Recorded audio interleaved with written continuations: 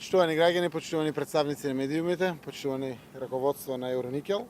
Денеска заедно со вице-премиерот за економски прашања Кочо Енгјушев сме во посета на Евроникел Индустри, поранешно Фени Индустри, нашиот познат комбинат за производство и извоз на фероникел, во кој беше завршена најуспешната стечајна постапка во историјата на нашата држава.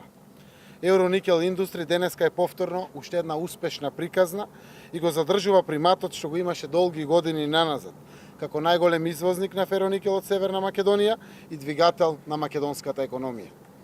Можеме слободно да констатираме дека се надминати сите кризи и затекнати проблеми и повеќе не постои ризик од банкрот со кој се соочуваше вистински компанијата.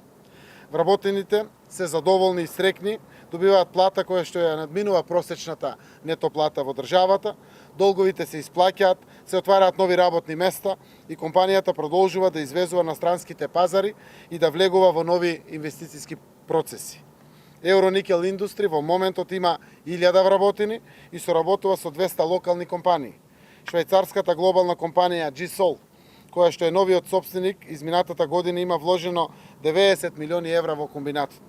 Овие бројки доволно говорат за тоа колкаво е големо значењето и импактот што овој комбинат го има за развојот на нашата македонска економија. Владата на Република Северна Македонија будно го следеше процесот на стечајната постапка од причини што овој комбинат е клучен за овој регион, затоа што вработува 1000 наши сограѓани кои екзистираат токму од работата од Фени, но и затоа што е столб на креирањето на бруто домашниот производ и на еден начин е моторот на економскиот развој во земјата наша. За жал, несоодветното менеджирање, толерирано од институциите тогаш ја доведоа екзистенцијата на овие семејства под знак прашалник. Но денес сум среќен затоа што заштитени се работниците и нивните работни места, работнички права и продолжува со работа целиот комбинат. Затоа е исклучително важно да функционира правната држава и владење на правото. Тоа е првата работа која што ја очекуваат инвеститорите и бизнис заедницата.